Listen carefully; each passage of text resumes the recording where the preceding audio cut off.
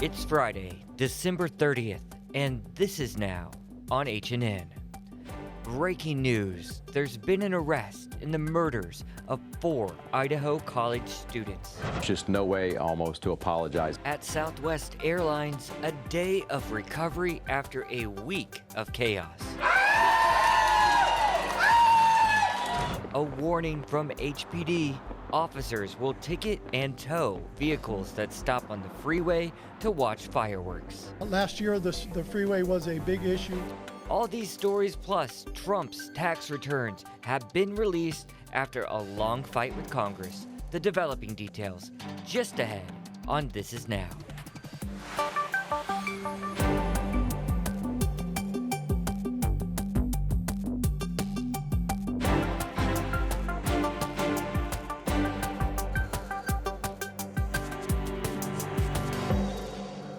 Getting started with some breaking news here in the HNN Digital Center. Authorities have finally made a break in the case of those 4 Idaho students brutally murdered as they slept. That's right. Police say they've arrested a 28-year-old suspect in Pennsylvania. Dina Demetrius has the latest. Be assured the work is not done. This has just started. Authorities arrested 28-year-old Brian Christopher Koberger in eastern Pennsylvania Friday in connection with the stabbing deaths of 4 University of Idaho students. The suspect was taken into custody near Scranton. The development is the biggest in the case since the November fatal stabbings of Kaylee Gonsalves, Madison Mogan, Ethan Chapin, and Xana Kernodle. Since November, we have remained laser focused on pursuing every lead in our pursuit of justice for the victims and their families. I recognize the frustration with the lack of information that's been released. However, providing any details in this criminal investigation might have tainted the upcoming criminal prosecution or alerted the suspect of our progress. The students' bodies were found at a rental home near campus sometime in the early morning hours. Autopsies showed all 4 were likely asleep during the deadly attacks. The case received international attention, and police say thousands of tips were called in to a special FBI call center. Dina Demetrius, CBS News, Los Angeles. And another breaking news update to get to. There have been 2 shootings on 2 different islands since last night. Casey Lund has the details. One of them was an officer-involved shooting that turned deadly. We'll begin on Maui, where police say they were called to a suicidal man at a home in Kahului. When the first officer arrived around 7 last night, police say he saw a 29-year-old man wielding a weapon over his head. Police did not say what kind of weapon that was, but they said he moved toward that officer. That's when the officer opened fire. The man was taken to Maui Memorial Medical Center, where he later died. Our HNN crew was on scene as the investigation was getting underway. We spoke to a woman who says the man who died was her son. She claims her son was not trying to attack that police officer. No, it's not a knife. It's not a knife. It's a sharpener for a knife. But he wasn't intending to, attack the officer because it was facing up. It wasn't facing down that he was going to go and, attack him. No, he had mental illness. He had sickness already. Yeah. But I don't know why the cops had to shoot him. Before I left to work today, I even hugged him, kissed him, and tell him that wait for me, I finished 9:45. He goes, yeah, Mom, I'll behave. I love you. Don't work too hard. And I guess that was the last that I seen him today. A devastating story either way. Hawaii News Now has not been able to verify her claims about what her son was holding when he encountered the officer and how he was holding it before he was shot. Maui police say the officer in this incident is on administrative leave. That's pretty normal and standard protocol in these situations. No other injuries there were reported. Now to Oahu. A man in his early 30s was apparently shot overnight in Liliha. EMS says he had a lower body wound and was taken to the hospital in serious condition. This happened around 10:40 p.m. We did ask HPD if they're investigating this. They told us that they're trying to, but the victim is not cooperating. Well, just before the year comes to a close, a lot of business to still take care of in D.C. Joining us with more is Hawaii News Now White House correspondent John Decker. John, always great talking with you. Now, today, the House Ways and Means Committee released 6 years of former President Donald Trump's tax returns. What are the main takeaways? We learned a lot from these tax returns that are now made available to the general public. You can go to the committee's website, you can go to your favorite newspaper and likely download and look at these tax returns for yourself. What we learned in 2016 and 2017, those 2 tax years, the former president paid a total of $750 each year in federal income tax, and in 2020 he paid $0 in federal income tax. What else did we learn? As far as charitable contributions are concerned, you may recall that the former president pledged to donate all $400,000 of his salary to charity during the course of his presidency, but in 2020 he actually made 0 charitable contributions. What else did we learn? We learned about some loans that were made to 3 of his children. They were classified as loans, but there are indications that these may have been actually gifts that were made to his children, and if indeed they were gifts, they would have been subject to federal income tax. So a lot we've learned, a lot to go through, and more to go through in the days ahead for sure. Yeah, and this has been in the news stream for quite some time. So many different complexities. Now, under what authority was the committee able to obtain these returns? There is a section in the federal tax code, it's section 6103. That is the authority that gives the chair of the House Ways and Means Committee the power to look at any individual taxpayer's federal income tax return. That's the authority that the committee relied upon. The Trump White House and ultimately former President Donald Trump individually challenged this. It went all the way up to the Supreme Court, and the Supreme Court said, you know what? There is a legislative purpose that Congress has put forward, and under the tax code, they are permitted to look at any individual tax return from any citizen. And then what happened within the past 2 weeks, the committee voted along party lines to make these tax returns public. So that's why we're seeing them today. Turning the page to 2023, a new look Congress is ahead. Now, are we expecting retribution from Republicans when they take over the House next week? I think we are. I think that's pretty clear. You know, Donald Trump put out a statement when these tax returns are released indicating it's a two-way street. I think that he was alluding to this idea of retribution. I would not be surprised in any way if we ultimately see the tax returns of Hunter Biden, the son of President Biden, released by the House Ways and Means Committee, because January 3rd of this coming year, which is just next week, that's when Republicans will control the House of Representatives. A lot of drama, as always. Now, President Biden signed the $1.7 trillion omnibus bill yesterday, averting the government shutdown.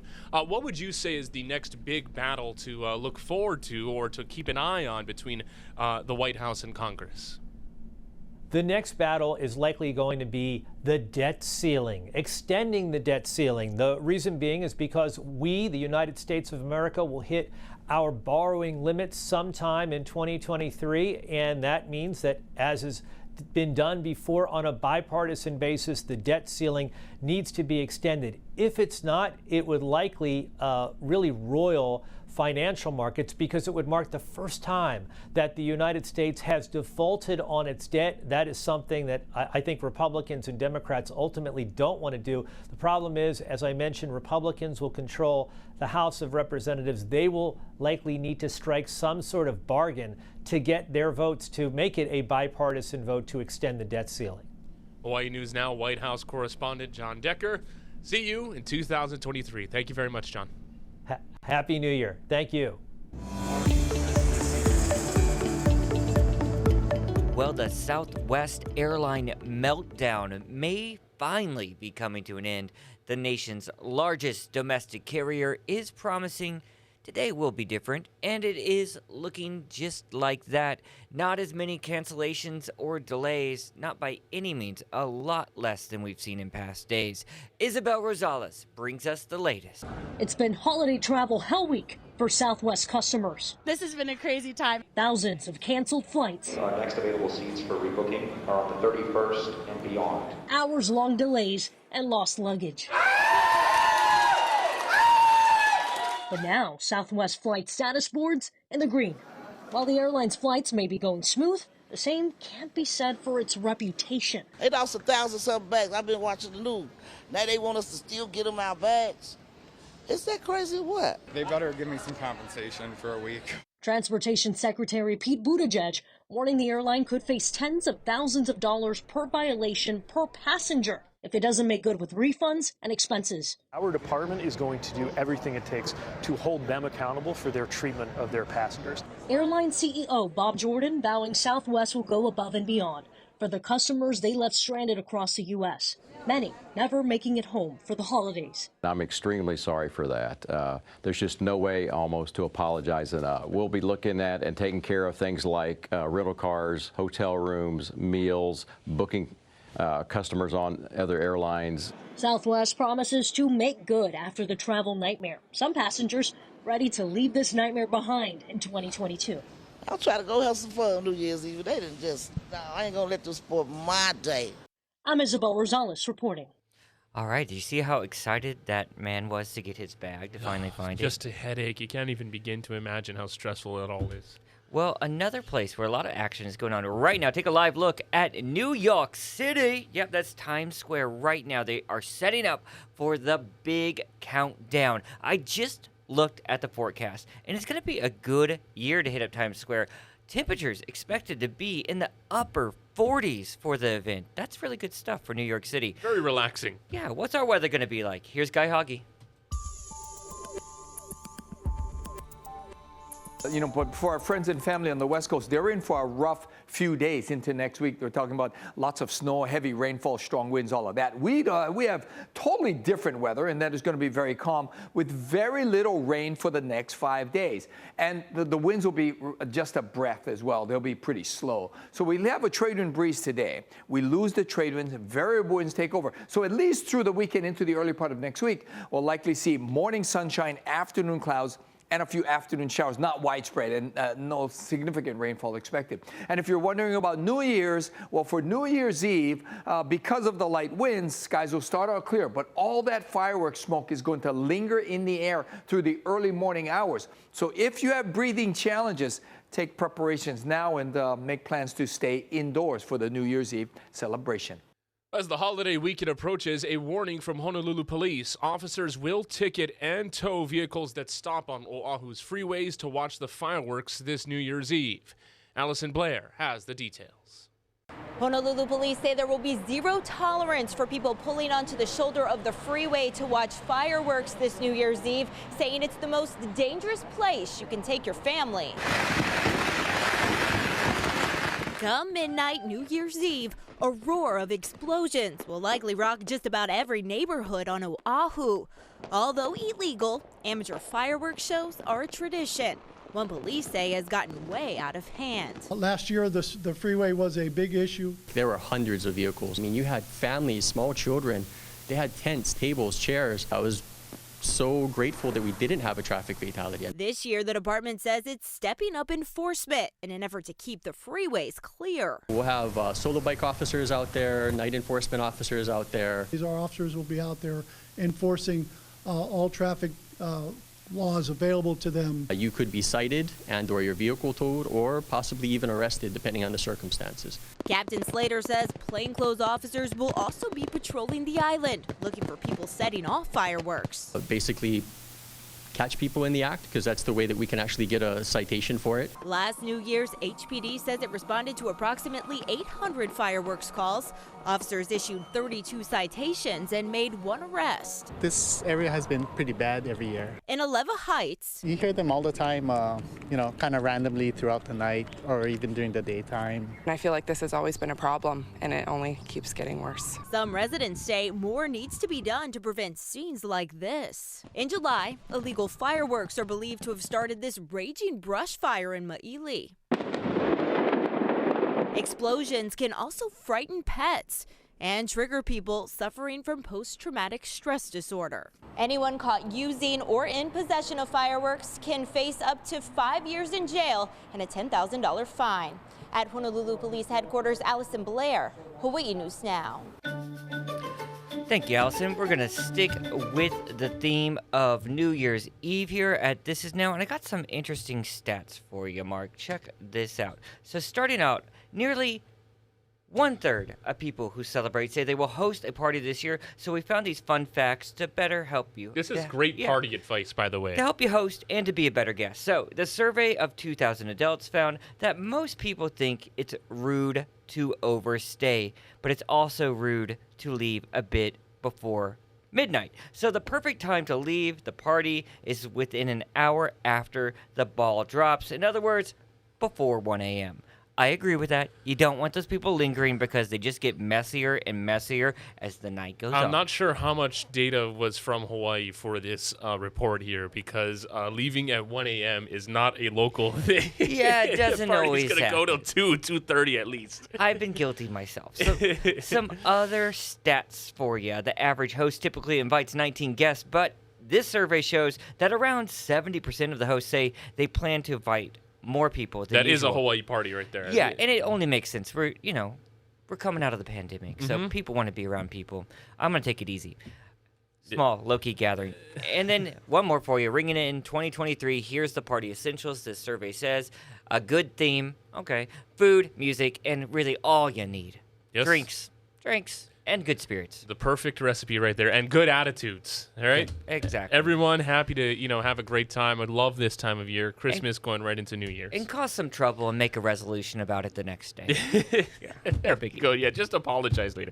Now, going back to New York, the ball is expected to drop in front of a full crowd at Times Square. A return to full capacity at New York City's New Year's Eve celebration. This is for the first time since the start of the pandemic. We're most excited to welcome people back. We're most excited that we're returning to our new normal. We're most excited that the whole world at midnight is gonna turn to Times Square to see that ball drop so that we can look forward to 2023. We want to celebrate the present and then look forward to a fantastic 2023. And that was Tom Harris with the Times Square Alliance, part of the planning committee for the festivities. They've also been working for the last year with the City of New York, their production team, and their partners at Countdown Entertainment for this moment. So you can get a sense that everyone is just really thrilled, eager, anxious to get back to a full pre-COVID celebration. And like I said, the weather's looking nice. And I wonder if those people stacked up on the side there to the lower right of the screen are there to wait. Oh, our cameraman might have had a few already. Are there to wait for until the New Year's Eve drop? I know people get there super early. I always go back and forth about this, to do a New Year's Times Square, if that's something that I would like to be a part of. Every time, though, I see it, it looks really crowded, so it's best to just enjoy the broadcast, right? Enjoy the broadcast. And speaking of it, there'll be another party on NBC. That's tomorrow night. It's from Miami. With more on that, here's Mark Barger.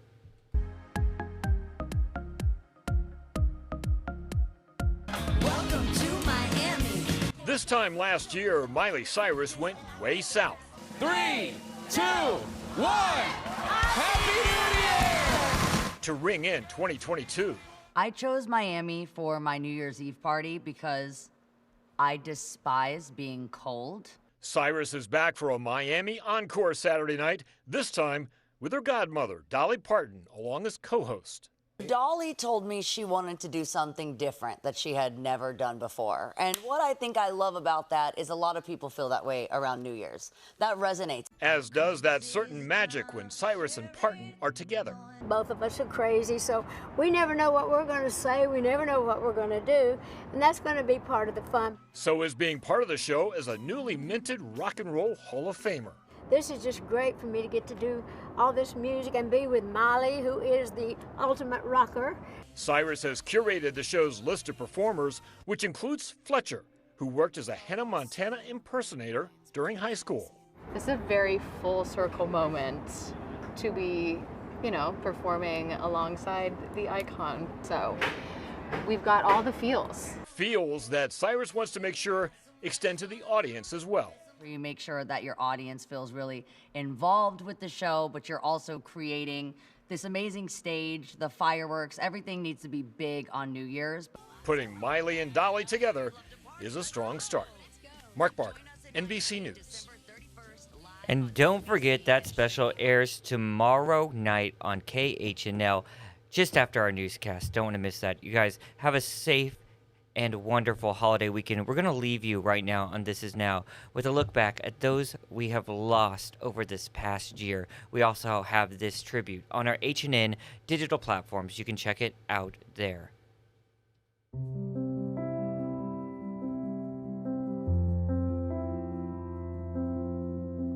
We love him so much. We're going to miss him immensely, but we know he's with us, and we carry everything that he taught us in our hearts.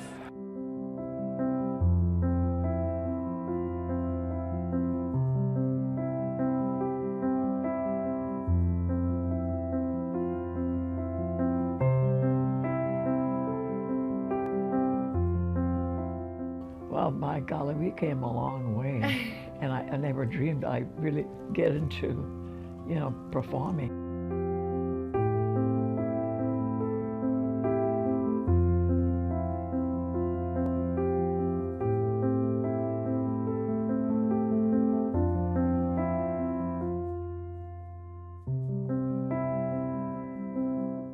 Thanks for all the love and support.